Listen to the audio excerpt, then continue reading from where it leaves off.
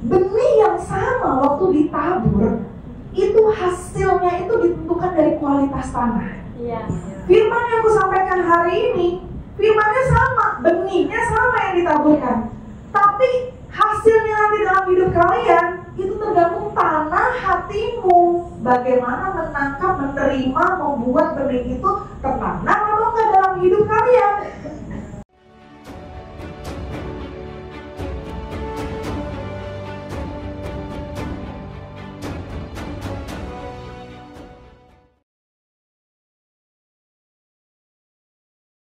Shalom semuanya.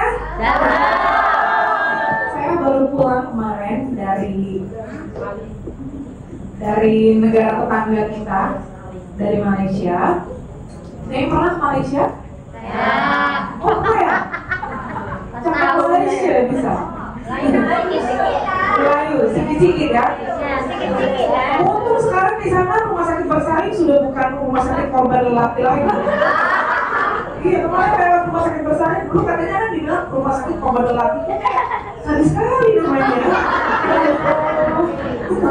Kita perempuan-perempuan semua lagi di sini ya, banyak yang bakal jadi korban-korban lelaki. Udah enggak sekarang, udah enggak istilahnya ya, rumah bilik bersalin atau apalah gitu. Kamar tuh bilik, ya. Kalau kamar mandi itu tandas, mantap kali. Kalau masuk tuh tandas semuanya gitu ya, selesai. Oke, nah ngapain kami di sana? Jadi saya bersama Pak Ibu Gembala dan juga ada beberapa dari teman-teman di ibadah satu. Kami berangkat ke sana karena kami ikut satu acara yang khususnya kami yang berenam para pejabat. Jadi gini, kalau saya ngomong pejabat, saudara jangan bayangnya pejabat pemerintahan gitu ya, yang jadi gubernur atau apa, bukan, pejabat GBI ya. Jadi kita di GBI Hongkong ini ada 6 orang pejabat yaitu pendeta maksudnya ya. Pendeta mulai dari PDP, PDM, PDT. PDP itu, saudara tahu PDP itu apa? Pendeta pembantu. Gak mau, saya gak mau pembantu ya. Istilahnya udah diganti sekarang saudara ya. Udah bagus kan, zaman now udah beda, lebih keren. PDP itu pendeta pratama. Nah, cakapan kan? Cakapan. Nah, jadi kalian juga mungkin bisa diganti jadinya pratama rumah tangga. Ya kan kalau diterjemahkan dari situ lagi. Nah itu PDP. PDM itu dulunya pendeta muda, yang pada kenyataannya nggak semuanya muda ya. Tapi sekarang jadi pendeta madya. Kalau PDP apa? Pendeta tua. PDP ya, pendeta itu pendeta, jangan ada yang bilang pendeta tua. Salah, bukan pendeta tua, tapi pendeta full maksudnya ya. Nah, jadi kami yang dari Hongkong ini, perkenalkan inilah para pejabat-pejabat GBI, yaitu ada Bapak Ibu Gembala, ya ada 2 pendeta, 1 PDM, dan 3 PDP. Ya, jadi gitu-gitu suami saya juga PDP ya. Makanya kita pergi sama-sama ke sana. Sisanya teman-teman yang lain mereka halan-halan di sana saudara ya. Nah kemarin kami pagi-pagi benar waktu hari masih gelap, sesuai Alkitab ya. Tapi Tuhan Yesus pagi-pagi benar waktu hari masih gelap pergi berdoa. Kami keluar dari hotel, check out ke airport saudara ya. Karena flight saya kita berangkat jam berapa ya? Dari hotel itu jam 5 lewat saudara. Jam 5 pagi kita berangkat. Saya terbang ke Hongkong, Bapak Ibu Gembala termasuk suami saya tinggal di Malaysia. Mereka terbang ke arah yang lain saudara. Mereka masih main ketinggalan di hari ini mereka ikut ibadah di Penang, di GBI juga, GBI Tangga Penang ya, Penang atau Pineng lah mulai ya. Nah itu hari ini mereka masih di Pineng sampai besok mereka baru kembali gitu. Jadi karena tugas negara yang diberikan hari ini pecah rekor saya khotbah 3 kali hari ini. Oke, nah saya bagi-bagi oleh-oleh dulu ya, bagi-bagi oleh-oleh ini. Ngapain kami di sana? Nah ini saya perlu cerita buat kita khususnya yang ada di GBI Hongkong ini supaya kita ngerti secara organisasinya di gereja kita ini. Jadi kita kan gereja GBI. Tahu nggak GBI singkatan dari? Ya, Gereja Bethel Indonesia. GBI yang ada di Hong Kong namanya GBI Hong Kong. Ya, ada sambungannya juga GBI Jemaat Hong Kong China, karena Hong Kong itu punyanya China juga, ya kan? Nah, kita GBI Hong Kong ini menginduk ke GBI yang ada di pusat, yang yaitu gembala pembina kita adalah Pak Niko. Nah, Pak Niko itu gerejanya namanya GBI Jalan Jenderal Gatot Subroto atau disingkat GBI Gatsu. Ya, emang nama gereja kita agak sedikit mungkin kelihatannya kurang keren ya. Kok gereja kan namanya Gatot Subroto gitu kan? Nggak ada yang lebih rohani kah gitu ya? Tapi kita memang nggak mau bukan soal pameran nama gerejanya ya. Yang penting yang terkenal Tuhan Yesusnya aja. Gitu ya. Nah, jadi memang kita turunin bendera gereja kita yang dulunya dianggap orang-orang keren ya, dulu kita pakai nama Betani, tapi Pak Niko ditegur sama Tuhan, kita terlalu sombong dengan nama Betani tersebut. Tuhan suruh turunin nama Betani, kita pakai GBI saja sesuai dengan daerahnya di mana, ya itulah GBI mana gitu. Nah, yang namanya GBI itu bukan cuma GBI-nya Pak Niko ya.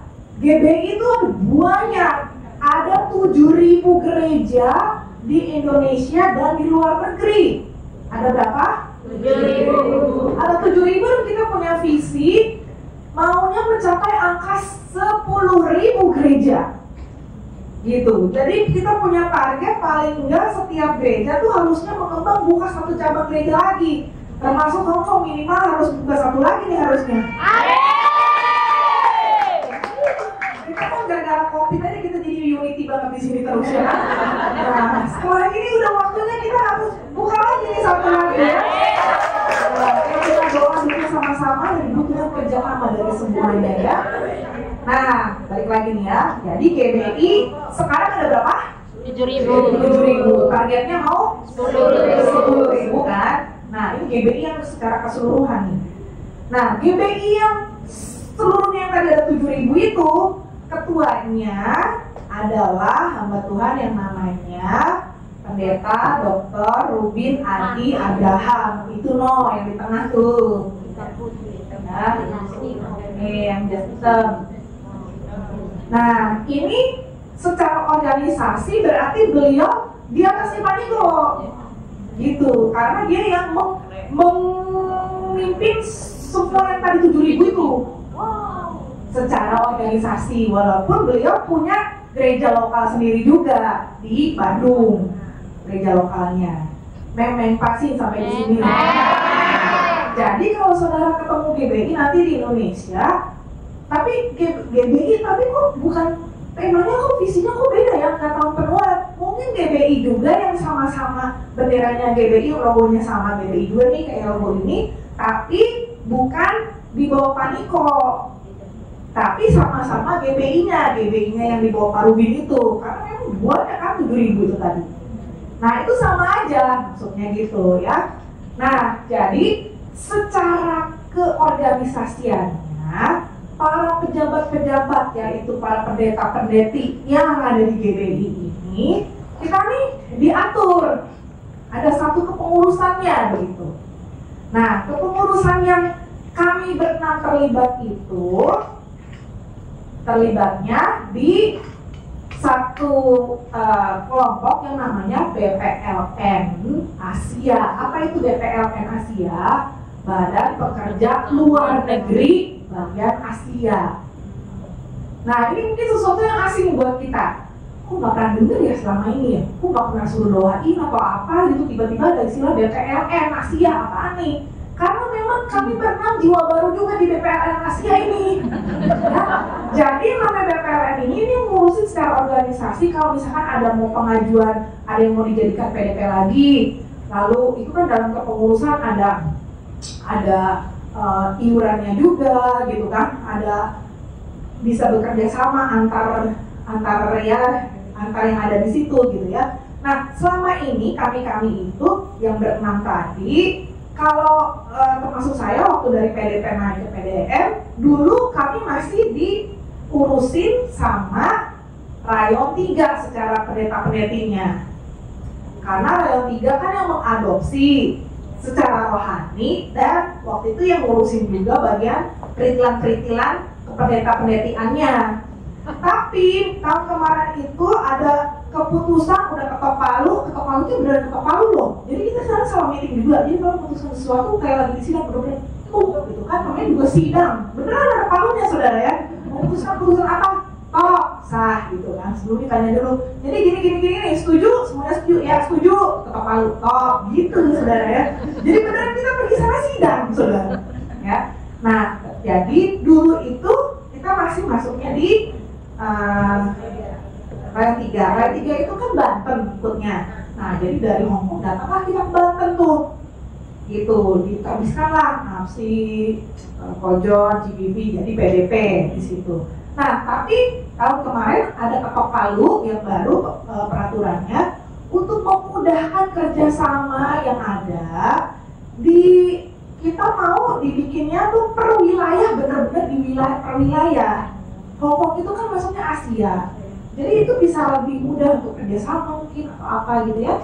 Nah, jadi kita mulai 2025 ini atas arahan dari Gembala Rayon 3 juga dikatakan nurut sama aturan yang ada. Ya udah kita nurut. Jadi 2024 kita selesaikan yang sama Banten, 2025 secara kepengurusan pejabatnya kita masuklah ke BPLN Asia ini. Jelas ya? Tapi nggak berarti kita jadi putus hubungan sama Rayon 3, enggak. Kita tetap diadopsi sama Rayon 3 secara rohani. Jadi ikut doa pengerja tetap masih ikut doa pengerja, kita dapat kan makanan rohaninya dari sana. Tapi kalau urusan-urusan pejabat BPLN ini, gitu, jelas ya? Nah, ini negara-negara yang ikut tuh kemarin saudara ya, ada dari Singapura, Filipina, Malaysia, luar negeri semua nih saudara. Namanya juga BPLN, kan luar negeri ya, ini Asia, Thailand, Kambodia, Korea Selatan, Korea Utara belum ada. Kalau ada yang mau daftar jadi utusan misi ke Korea Utara boleh daftar ya. Saya mau kak gitu ya. Kali aja kan. Wah, ini hati misinya menggelegar gitu. Pengen diutus. Nanti coba kita pertimbangkan. Buka cabang sana ya. Terus Hongkong. Siapa yang amin? Ini aku utus lagi ya Tuhan. Itu apa Korea?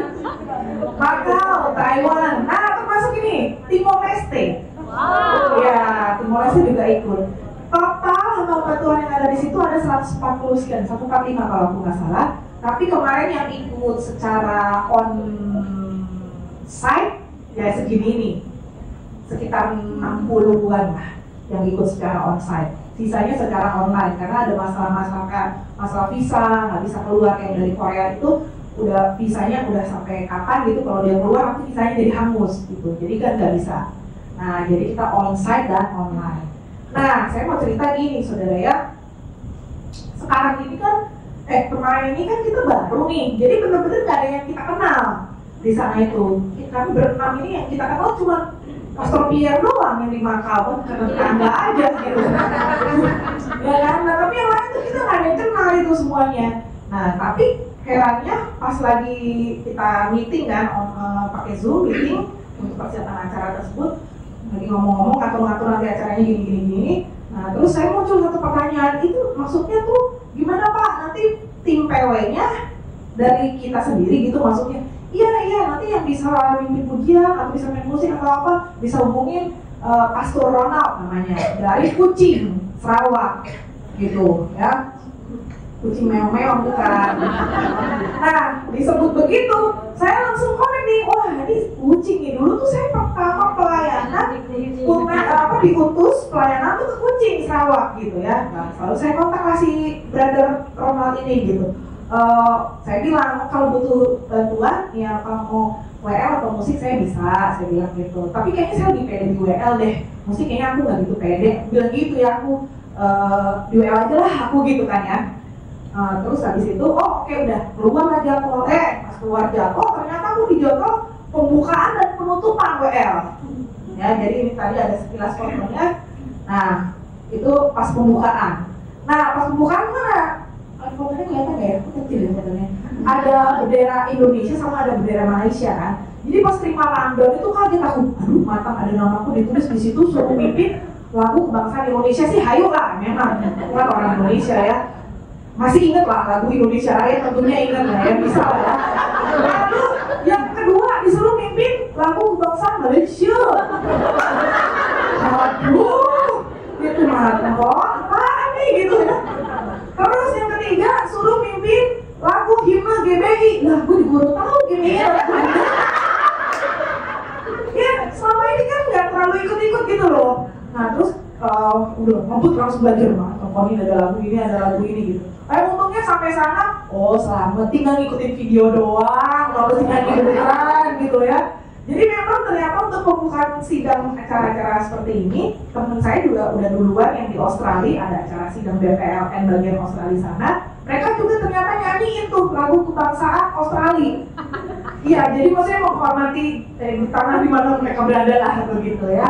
Jadi memang begitu aturannya. Jadi puji Tuhan, makasih buat doa-doanya ya, bisa jadi berkat di sana, bimbing pujian. Habis itu harusnya kan penutupan ada present worship lagi, tapi karena banyak teman-teman yang mau berflight untuk balik ke negara yang masing-masing, akhirnya kita cepetin, akhirnya di skip PW-nya, malah si pemain keyboardnya nggak ada waktu itu, karena si pemain keyboardnya tuh urusannya banyak, jadi sopir juga gitu, jadi ya udah. Akhirnya saya ngacak dia ya, itu anak gembalanya sebenarnya yang diperbantukan aja.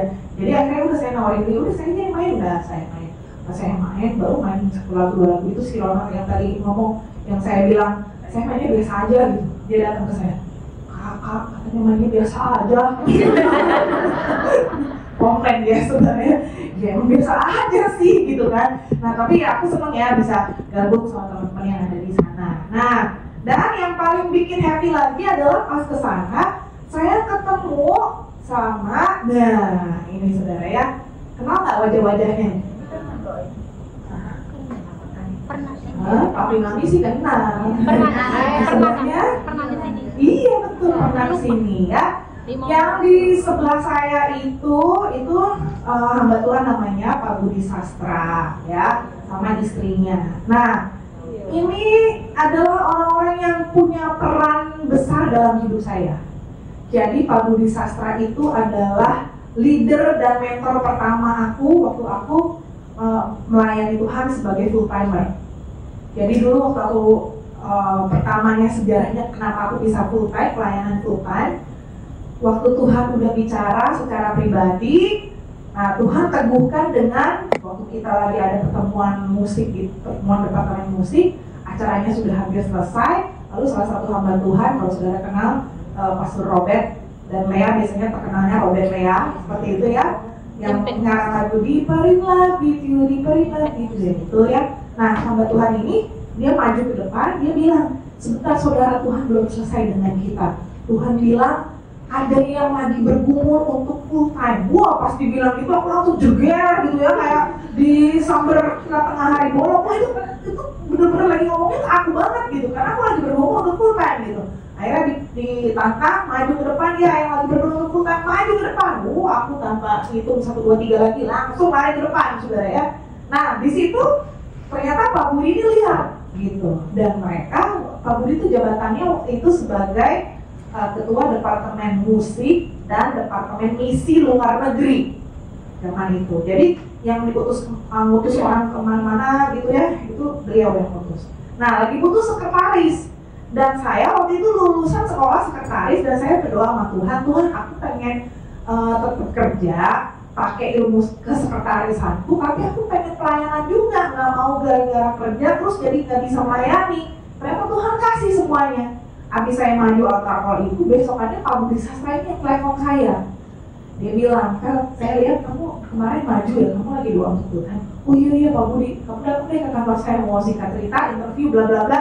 Udah, jadilah ini leader saya dulu pertama. Saya full time 2 tahun di sekretariat pusat, sambil setahun aku sekolah, kalau malam sekolah namanya SPMB, Sekolah Pelayanan Misi Betani, dulu masih Betani namanya ya. Nah, jadi waktu saya ketemu sama Pak Budi di Malaysia kemarin, dan sebelum-sebelumnya juga aku pernah beberapa kali juga ketemu. Setiap kali aku ketemu sama Pak Budi ini, saudara ya, saya tuh selalu ingat-ingat, Tuhan tuh dahsyat. Dan kemarin aku bilang sekali lagi ngomong sama Pak Budi, makasih ya, berkat Pak Budi yang rela melepas aku dari kantor, terus mengutus aku pergi ke Kucing waktu itu. Itulah titik dimana akhirnya aku bisa ada sampai sekarang. Talenta demi talenta terpendam yang mungkin kalau aku tetap di kantor itu gak akan muncul. Tapi karena beliau ngelepasin aku gitu ya, jadilah aku sekarang gitu ya. Nah, nanti aku akan lanjutin lagi ceritanya ya. Tapi kita lihat firman Tuhan dulu sekarang. Yohanes 2 ayat yang ke-24. Baca sama-sama yuk. 1, 2, 3. Aku berkata kepadamu, sesungguhnya jikalau biji gandum tidak jatuh ke dalam tanah dan mati, ia tetap satu biji saja. Tetapi jika ia mati, ia akan menghasilkan banyak buah. Nah, saya berikan tema hari ini, Bapak saya adalah mati untuk hidup dan bermultiplikasi.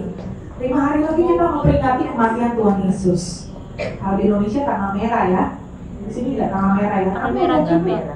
Di sini tanggal merah, tapi kalian bukan libur ya kalian. Tapi adakah yang bisa hadir di ibadah? Ada. Wah, setiap ibadah saya kayaknya tadi ada ya. Siap-siap antisipasi bisa penuh ini. Amin. Tapi seandainya nggak bisa datang, kita tim media berusaha semaksimal mungkin kita akan siapkan siaran live-nya di YouTube ya, saudara bisa ikutin di YouTube GBI Hong Kong. Nah, di ayat ini saudara ya adalah perikop tentang judulnya tuh Yesus memberitakan kematiannya. Jadi waktu Tuhan Yesus memberitakan tentang kematiannya, dia sadar benar bahwa dia memang harus mati. Gitu. Supaya apa? Supaya dengan kematiannya Tuhan Yesus akhirnya menghasilkan buah-buah keselamatan buat seluruh isi dunia. Kalau nggak ada Tuhan Yesus yang mau mati untuk menjadi juru selamat kita, menebus dosa-dosa kita, nggak ada satupun yang layak masuk ke surga, saudara. Karena nggak ada yang bawa jalannya ke surga. Tapi karena Yesus itu adalah turun dari surga yang mulia untuk menyelamatkan kita manusia, disitulah Tuhan Yesus memang sadar benar bahwa dia datang ke dunia untuk akhirnya mati buat kita. Nah, waktu Tuhan Yesus sebelum dia ditangkap, malam terakhir sebelum dia ditangkap, dia berdoa di Taman Getsemani. Disitulah pergumulan Yesus yang sangat luar biasa, karena dia tahu waktunya sudah hampir tiba. Bentar lagi gua ditangkap nih, bentar lagi gua mati nih.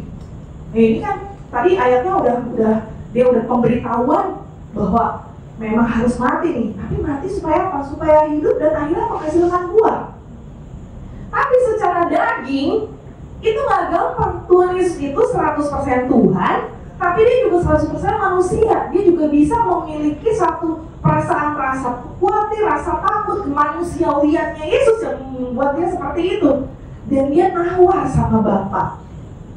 Ya, dia nawar di dalam doanya, Bapa, sekiranya mungkin sekiranya boleh biarkan cawan ini lalu daripadaku, tapi, nah ini teladan Tuhan Yesus ya, kita nawar berdoa boleh sama Tuhan, tapi perhatikan buntutnya, ujung-ujungnya bukan kehendakku yang jadi, kehendakmu yang jadi.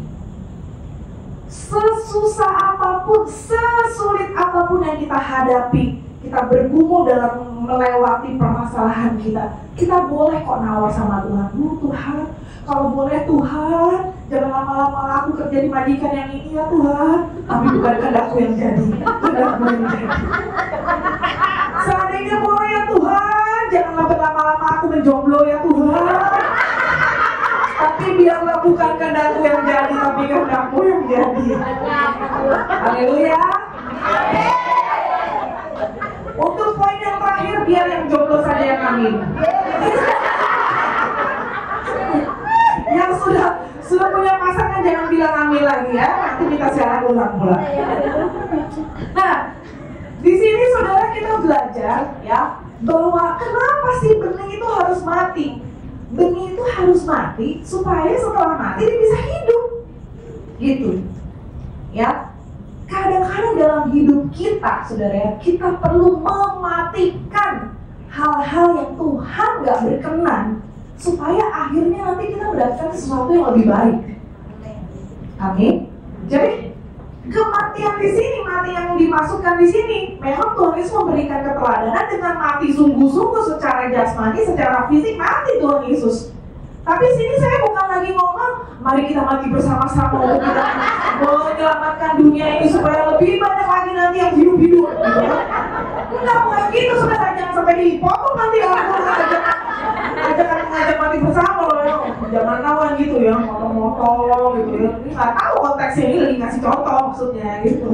Nah, saudara, kita perlu mati bagi diri sendiri supaya kita hidup bagi Kristus. Ya. Kita mati kedagingan kita supaya roh yang dibangkitkan, supaya roh yang semakin kuat. Seringkali kita suka nawar nih, memang kita kan masih manusia hidup dalam darah dan daging. Memang pengen penurut, tapi kan daging lemah. Gitu. Justru daging yang lemah itu, roh yang kuat itu, yang kuat apa yang lemah yang menang? Harusnya kan yang kuat yang menang. Berarti yang dagingnya atau rohnya yang menang? Rohnya kita kasih menang. Gitu, jangan jadikan alasan karena masih daging itu. Nah, si daging itu yang perlu kita matikan. Nah, saya nggak dagingnya makanya. Nggak daging saya. Nggak hubungan sih. Oke, saudara. Nah, lalu kenapa benih itu harus mati yang kedua? Benih itu karena akan hidup ketika dia ditanam di tanah. Dan ditanamnya nggak masih utuh-utuh, masih ini karena baru dari Malaysia, tahu kan? Malaysia tahu kan? Buah yang paling favorit di sana? Durian musuhku. Nih lihat nih, kelihatan mukanya kan? Muka yang suka durian sama muka nggak suka durian banget. Waduh, mereka itu saudara ya, teman-teman yang lagi di Malaysia sampai hari ini, kulihat jadwal mereka setiap hari makan durian. Itu hari pertama Kojon datang, nah kami beda rombongan soalnya mereka berangkat duluan, kami hari keduanya baru datang. Waktu kami datang ini, Kojon udah langsung makan durian kan, saya kan nggak makan durian kan. Nah dia begitu belum nyampe hotel, baru di jalan belakang hotel kelihatan ada toko durian gitu kan. Aku mau kesini nanti. Ya udah ke situ pilih yang paling kecil supaya dia bisa makan sendiri habis. Karena hotel udah bilang nggak boleh bawa durian masuk ke kamar, gitu ya. Jadi pilihlah yang paling kecil. Itu udah paling kecil saudara ya. Paling kecilnya aja saudara tahu mahal di Hongkong, di sana murah sekali. Di sini satu kepala bisa 500 kan? Di sana itu yang Kojon pilih paling kecil cuma 1 kilo sekian. Itu 1 kilo bukan duriannya ya, kulitnya berat. Tapi itu montok saudara ya, bijinya ada berapa saudara tahu? 9. Habis tuh dia. Bahaya kali. Itu baru hari pertama, besokannya ada babak kedua, besokannya ada babak ketiga, terus berbabak-babak itu mereka. Nah, kami ngobrol sama supir Grab, saudara ya, supir taksi di sana. Dia cerita gini, ini durian yang terkenal ya, Musang King yang paling terkenal. Nah, dibilang gini, bibit atau biji benihnya si Musang King ini ditanam di tanah Indonesia bisa jadi, di tanah Thailand bisa jadi, tapi paling bagus itu yang hasilnya ditanam di tanah Malaysia. Jadi walaupun sama-sama Musang King Indonesia nggak bisa kalahin Musang King Malaysia. Ini yang benar-benar tidak bisa diganggu gugat. Soal batik, soal rendang terserah lah. Tapi kalau soal durian memang mereka menang. Ngerti ya? Nah, saudaraku, jadi di situ saya langsung dapat sesuatu nih. benih yang sama waktu ditabur, itu hasilnya itu ditentukan dari kualitas tanah. Iya. Firman yang aku sampaikan hari ini, firmannya sama, benihnya sama yang ditaburkan. Tapi hasilnya nanti dalam hidup kalian, itu tergantung tanah hatimu. Bagaimana menangkap, menerima, membuat benih itu tertanam atau enggak dalam hidup kalian. Ya kan? Ada yang benar-benar dengan semangat, dengan excited, dengan iya Tuhan, amin Tuhan, tangkap benih firman Tuhan. Tapi kalau saudara tanah hatinya masih banyak gerundelannya, apalagi masih banyak biji duriannya nih dia, sakit hati, kepahitan, segala akar-akar itu kan pohon duriannya mesti dicabut dulu tuh, biji duriannya gitu kan ya. Nggak bisa tumbuh saudara tanah hatinya masih kotor ya kan. Nah jadi itu dia, tanah hati kita ini menentukan ya, tanah itu yang akan menumbuh. Nah, lalu yang berikutnya ya, yang ketiga, kenapa benih itu harus mati? Karena saat benih itu mati, multiplikasinya baru terjadi. Ya, nah tadi kan ayat yang tadi kita baca, kalau cuman satu biji aja nggak diapa-apain, nggak ditanam, saudara. Apalagi yang cuma ditaruh aja begitu, nggak akan jadi. Tapi justru waktu multiplikasi itu benih itu mati dan benihnya itu udah diproses tuh si bijinya. Ya, aku sampai cari tuh pengen tahu itu tuh si pohon durian tuh bisa jadi benih dari biji tuh bisa jadi pohon nanti gimana caranya? Aku ikutin loh saudara ya. Itu nggak boleh masih montok-montok ada dagingnya kuning-kuning terus kamu tanam langsung, nggak bisa. Kenapa? Sayang mahal. Nggak bisa ya. Itu harus kalian nikmatin saja sudah. Kalau buah itu memang untuk dinikmati ya kan, buah untuk dimakan, bijinya untuk dituai lagi, untuk ditanam lagi. Itu dia harus dicuci bersih, nggak boleh ada dagingnya, masih harus dijemur dulu, disemai dulu segala macam, udah mulai ada tunasnya begini, baru dia ditanam di dalam tanah. Harus begitu saudara ya. Nah pada saat seperti itu, benih yang kecil itu bisa bermultiplikasi banyak. Yang paling kecil aja tadi saya bilang model punya durian itu bijinya jadi ada 9, padahal kan asalnya dari 1. Lalu ada lagi nih saudara ya, biji sesawi. Kalian tahu biji sesawi? Biji sesawi itu kecil, cuma segede titik, diameternya cuma 1 mm. Tapi waktu dia ditanam, dia akan tumbuh jadi pohon besar 2-3 meter, itu 3000 mm. Artinya dari yang 1 mm, 1 milimeter, bisa perkembangannya sampai 3000 kali lipat. Itu adalah dari satu benih yang mati bisa multiplikasinya sebegitu banyaknya. Bahkan firman Tuhan katakan, waktu benih itu sudah tumbuh, bukan hanya menghasilkan buah, ya, tapi pohonnya pun bisa untuk bersarang burung-burung. Artinya itu tuh dampaknya tuh sangat-sangat luas. Ini yang mau disampaikan, saudara. Kembali lagi tadi ke cerita saya ya. Kalau pada zaman puluhan tahun yang lalu itu, si Pak Budi Sastra itu nggak melepasin aku, dia nggak matikan keinginannya.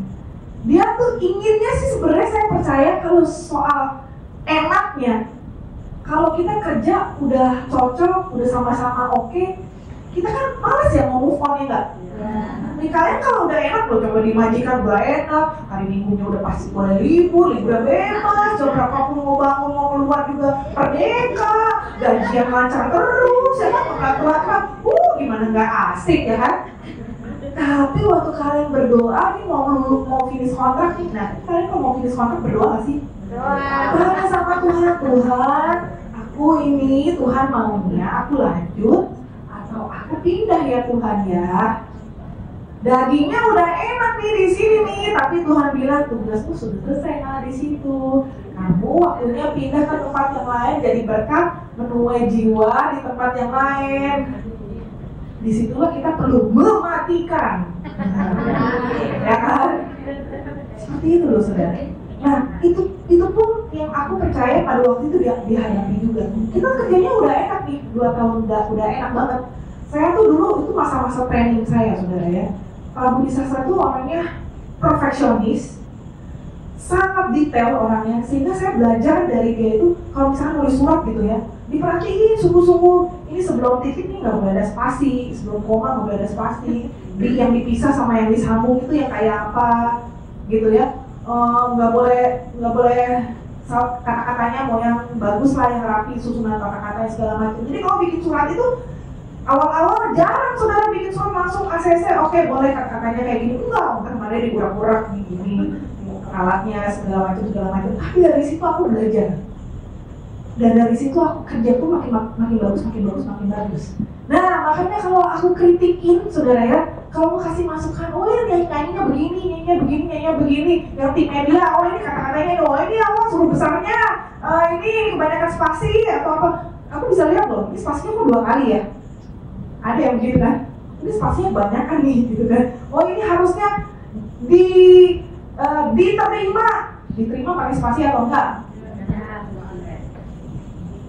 Nah, diterima nggak pakai spasi, tapi kadang-kadang suka ada yang pakai spasi, suka nggak bisa bedain. Di plus kata kerja itu nggak pakai spasi, ditambah nama tempat itu pakai spasi, ya kan?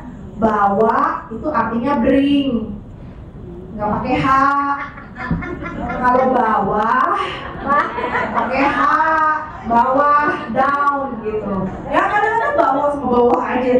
Nanti bahasa Indonesia salah gimana? Karena aku suka protes itu kalau yang ada yang salah kan siapa yang pernah protes? Bawa bring apa down gitu kan ya. Nah hal-hal yang kecil-kecil itu dilatih saudara. Nah sehingga saudara bersyukur kalau saudara tuh ada yang mengarahkan. Hal yang kecil ditegur, jangan jadi tersinggung. Saya amat cuma beda hak doang, susahnya ya. Cuma beda spasi doang, kosong nggak ada apa. Kita pikir kalau kita bisa lebih bagus kan lebih indah, ya, lebih profesional, ya kan? Nah hal seperti itu yang akhirnya membuat bisa semakin hari semakin baik. Dan kalau waktu itu hamba ini nggak melepaskan aku benar-benar untuk aku diutus sampai ke Kucing, saudara ya, nggak mungkin banget aku ada di tempat ini sekarang, ya. Karena dari situlah akhirnya aku ke Kucing, dari Kucing aku balik, dari Kucing aku ke Hong Kong, dari Hong Kong Guangzhou, dari Guangzhou balik lagi Hong Kong, balik lagi Jakarta, balik lagi Hong Kong. Ya, kemarin munculnya dari ini Hong Kong lagi, ya. Dan memang udah Tuhan atur sedemikian rupa luar biasa. Nah, jadi saudaraku, hari-hari ini Tuhan tuh lagi mempersiapkan kita untuk jadi alat-alatnya Tuhan. Harus ada yang sesuatu yang perlu dimatikan, kita harus rela mematikan itu. Supaya apa? Akhirnya hidup dan bahkan berkembang, berbuah, bermultiplikasi lebih lagi. Walaupun untuk mematikan itu tuh nggak gampang. Pakai nangis-nangis bombay, mending nangis bombay. Mungkin udah nyaris nangis darah kali itu, ya. Kan nggak enak kalau kita mematikan sesuatu yang buat kita harusnya enak, tapi kok malah dimatikan. Tapi kalau memang Tuhan yang berkehendak seperti itu, buahnya hasilnya tuh luar biasa indah. Saya akan tutup dengan satu kesaksian gini, saudara. Itu tadi saya sebut-sebut Kucing ya. Ternyata namaku tuh tercantum di sejarahnya perkucingan. Maksudnya itu tadi yang bagian ngatur pujian penyembahan itu ternyata saya baru tahu kemarin bahwa oh dia tuh orang lokal Malaysia. Saya bilang kok bisa? Kenapa kalian? Dia bilang banyak yang jemaat yang di Malaysia itu jemaat dan pekerjanya banyak yang memang orang lokal. Kenapa kalian tertarik gabung ke GBI yang Gereja Indonesia? Nomor satu tentunya pujian penyembahannya. Mereka tertarik karena itu. Ya terus saya gaya kita lah gitu ya. Banyak ternyata. Nah salah satunya juga dia bilang, iya kak, aku pernah tahu nama kakak. Tahu dari mana? Ya itu dari riwayat sejarah perintisan adanya perkucingan itu tadi. Gereja di sana.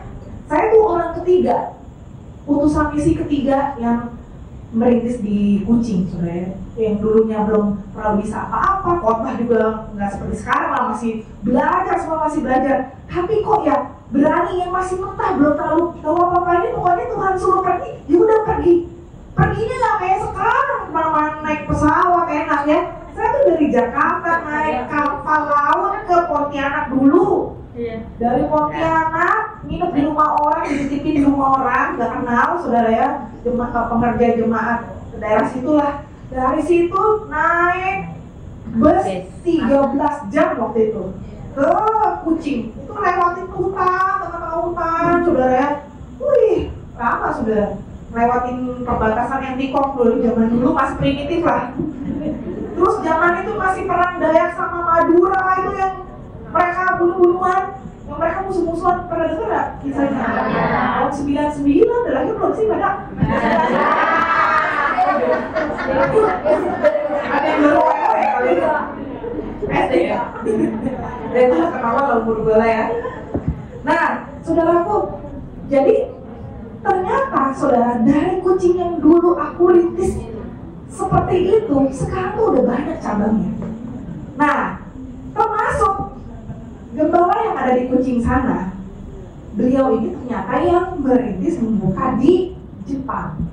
Yang waktu kapan aku pergi ke sana, pernah dengar ya aku ceritain ya, aku di Jepang ya. Nah, jadi aku baru tahu juga bahwa terjadinya pembukaan Jepang ini gara-gara si pendetanya yang di Kucing ini salah booking tiket. Jadi mereka punya planning sama berapa orang, 10-an orang gitu hamba Tuhan mau liburan bareng ke Jepang. Udah jadian nih, bulannya tanggalnya sekian.